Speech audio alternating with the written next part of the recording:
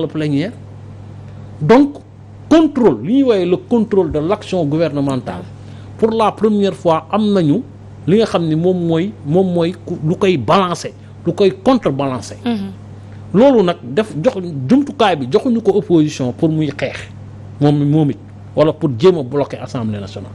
mais dañ ko jox pour que li yanu maanaam comme budget mais nañ ko discuter. dans les plénières parce que man dama waxtaan ak ay députés yu bëri gis nga gars yi nee nañu plénière waaw gars yi dañoo ñëw tëju ci salle bi voter waaye bi ñu ñëwee ci assemblée bi non plénière bi defuñu loolu non ça ne s'est pas passé comme ça. li xew mooy plénière kenn du voter déjà kii nu mu tudd commission amul vote te commission ba liñ fa am mooy xam nga lan da ngay poser question ministre bi ne la naa la defal réponse écrite. waaw si diggante bi joxu la benn réponse écrite lim la waxoon ne la dinaa si revenir dellu si aussi. mais bu ñëwee plénière am nga droit bañ a voter budget bi. te bañ a voter budget bi du affaire politique mais awma lu ma doy joxuma ay réponse koppar bi nga xam ne moom lañ la nattal. du la ko jox. donc lii moo xew assemblée nationale. mais am na leneen lu ñu viser. am na encore lu ñu viser waat.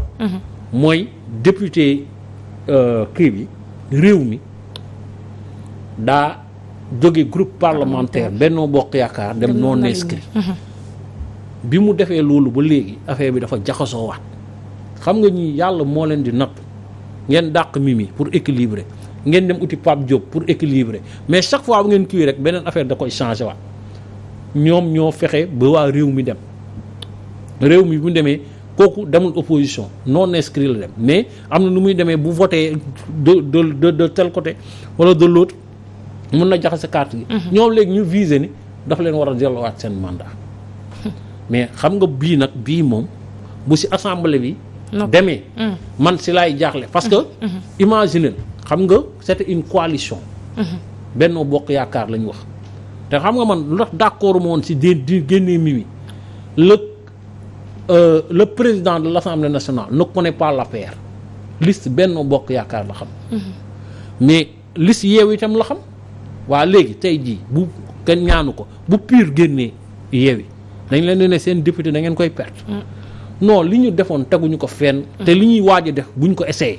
du dem. mu ngoog monsieur Ndiaye lenn la nga xamante ni mën nañ koo teg sunu loxo te mënuñu ko brosse noonu rek jàll c'est quand même grave mooy que ay proposition de loi yu nga xamante ni opposition bi defoon na ko pour marquer le coup et je pense que c'est des propositions de loi yoo xam ne ni askan wi ñu bëri dañ ci d'accord bu ci mel ni loi sur l'homosexualité ay enquête parlementaire sur le fonds force Covid ak enquête parlementaire sur la poste ak yeneen enquête parlementaire yoo xam ne ñoom jàppoon nañ ne que c'est des scandales yoo xam ne waroon nañ ko mën a soulever à l'Assemblée nationale mais tey lépp nga dëxañ ko ci benn bureau rek daal di voter non duñ ci sëgg duñ ko càmbar loolu day mel ni comme si que Sénégalais est-ce que soxal nañ leen ci seen plus grand nombre.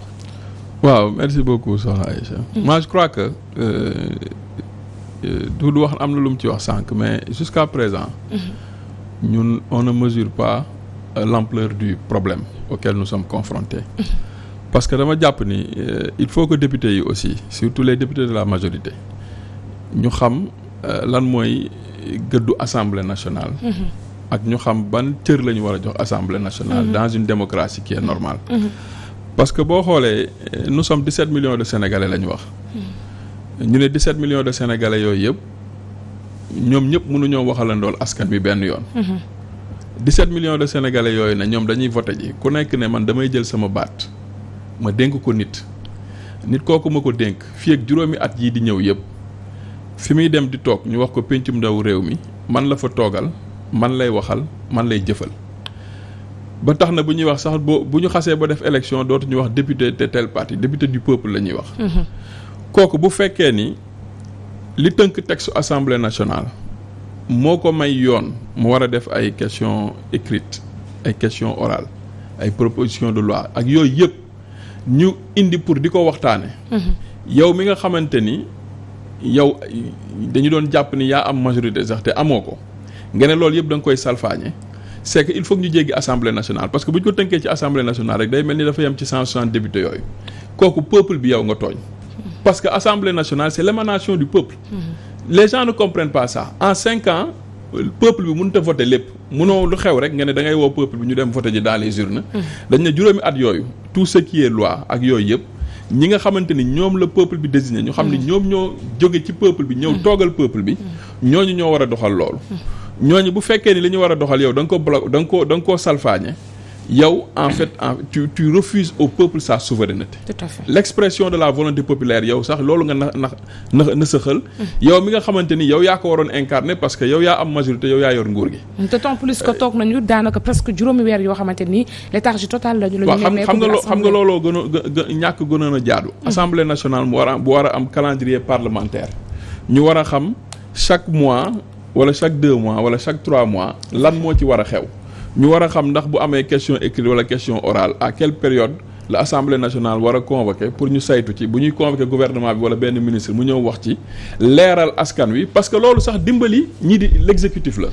parce que bu demee ba mu am lënt comme yaa ngi wax fond force Covid bi askan wi ñu ngi def ay supputation. La presse en parle. Qu'un député demande à ce que ministres yi mu concerné. ñu ñëw taxaw devant la représentation parlementaire ñu poser leen ay questions ñoom ñu leeral donc ñoom dimbali leen la sax dans leur gestion mais loolu boo koy daw am na looy nëbb et loolu en fait boo koy daw aussi ça montre quelque part que ni ñun on essaie de fragiliser la deuxième institution du pays qui est l'Assemblée nationale et qui devait avoir son indépendance et on se rend compte en réalité que l'Assemblée nationale est sous le joug de l'exécutif parce que bu ñu defee il faut que ñu jéggi leen kiy def muy le président de l'Assemblée nationale xam ni c'est un exécutant dañ koy def je crois que Doudou wax na ni c'est l'Assemblée nationale des premières.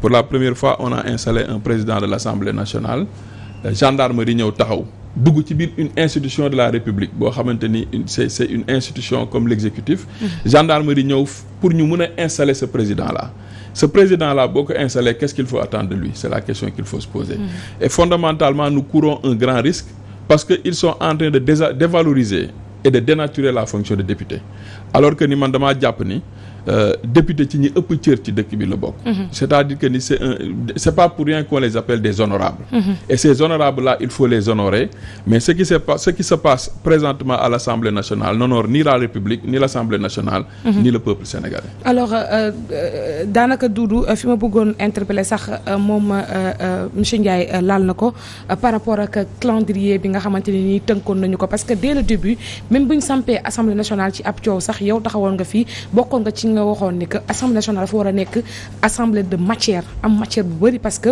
am na ay nit yoo xam ne nii amoon nañ ci ñoom yaakaar ne war nañu mën a taxawal askanu ci bépp fànn ci seen taxawaay ndax yàgg nañu ko defee même avant ñoo nekk député mais tey dafa mel ni on a l'impression que dañuy nag ñooñu pour que ñu bañ a exprimer wu sax ci seen titre de député. xam nga. ndax tey Guy Marius Sagna si je peux donner son exemple Guy Marius Sagna wax na ko ne kii décide de marcher ba Assemblée nationale parce que l'Assemblée nationale ne marche pas depuis 5 mois. waaw xam nga Assemblée nationale bi à part fonction yi nga xam ne El Hadj Ndiaye wax na ko léegi mooy les fonctions de représentation ndax war a nekk exemple pour tout un peuple xam ngeen mënu leen voter loi yi. yéenay légiférer ba pare yéenay njëkk jalgati loi yi xam nga lu tax.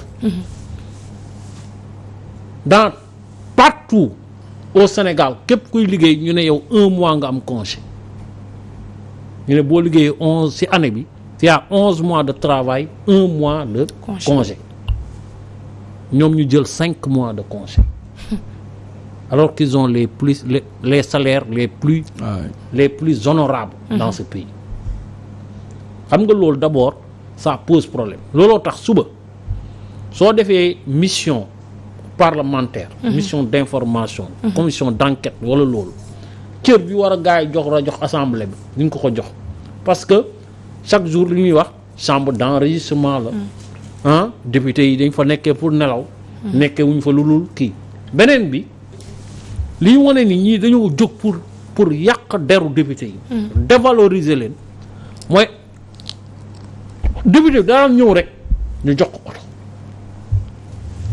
pour la première fois nga xam ne ñoom dañoo am seen autonomie de gestion ñu ne léegi assemblée bi duñu leen jëndal oto xam nga lu tax parce que y a 83 opposants yoo xam ne boo leen jëndalee ay 4x4 mun nañ ko jël defee ko campagne électorale à la présidentielle ñu ne léegi duñu leen ko jox ñu leen di jox ay pécule waxtaan naa si ak benn député mu ne ma am na koo xam ne si biir région Dakar la nekk.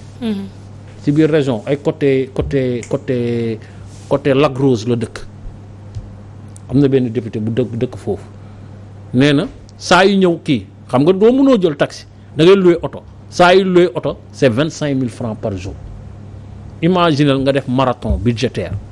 vote commission ba pare boo jógee vote commission nga dem plénière waa ji war a ñëw di ñëw chaque jour di louer oto à 25 000 francs parce que xam nga doo jël taxi ne ko yóbbu ma ginnaaw Sangalkam. na nga ko fay jëlee ñëw mu xaar gaar c'est-à-dire yow tu risques de ruiner pour que moom muy teew tu risques de le ruiner.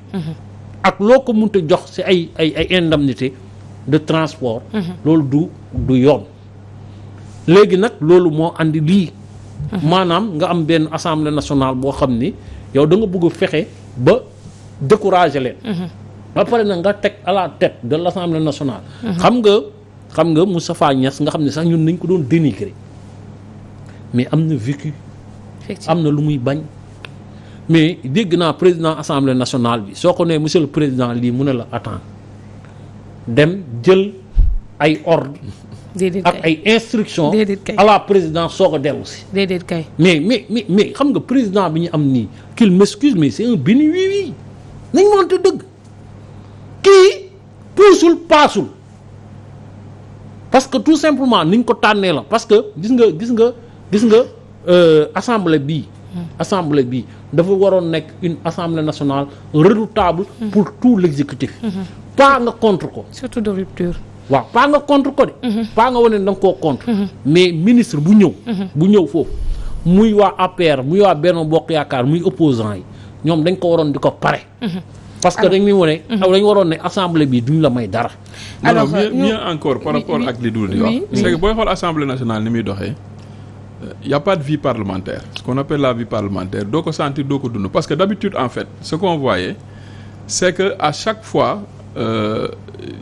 daan nañu gis ci ñi passé assemblée nationale yu weesu législature yu weesu au moins dina doon na am une certaine animation d'ailleurs sax li ñu daan constater mooy da nga daan gis ni c'est la majorité qui disait le pouvoir que ni l'opposition cherche à bloquer l'Assemblée nationale mais aujourd'hui on se rend compte en réalité que dans ñoom ñi ñuy doxalee c'est la majorité qui bloque le fonctionnement de l'Assemblée nationale. On a l'impression. Parce que toog war a convoquer Assemblée nationale le bureau wala xalaat ni am na ay questions yoo xam ne war na ci statuer ngay toog ba juróomi at ba député yi ñoom seen bopp ñi waroon ñoom ñooy toog di sàkku pour ñu convoquer Assemblée nationale pour ñu mën a liggéey nga xamante ni y a une régression et c'est du fait justement du pouvoir loolu nag li muy firndeel rek li muy wone mooy ñi jàpp ni ñoom ñoo yor majorité ils se sont rendus compte en réalité qu'ils n'ont pas une majorité parlementaire que c'est une majorité de façade parce que booy xool Doudou wax na ko su fekkee ni pour am majorité tu as été obligé d'aller prendre Pape Diop ensuite Mimi Touré génn tu as été obligé nga exclure ko de manière illégale parce que c'est une forfaiture qui a été commise à son niveau et on espère que ça sera réparé nga jóge ci loolu foog nit yow say problème jeex na nga gis la députée de Rewmi la moom it nee na la génn na ci Benno Bokk Yaakaar donc moom léegi non inscrite la tu n'as plus de majorité ngay jéem a fexe di ko faagaagal pour récupérer son mandat parce que tu veux contrôler la majorité ça veut dire qu'il y a un équilibre des forces au niveau de l'Assemblée nationale mais équilibre des forces boobu vitalité démocratique la waroon doon ci Sénégal mais warul woon doon justement opportunité pour ñoom ñi bloquer Assemblée nationale parce que bu ñu ñàkkee convoqué rek c'est parce qu'ils ont peur ñu war a dem ci ay situations yoo xam ne vote day am et qu'ils ne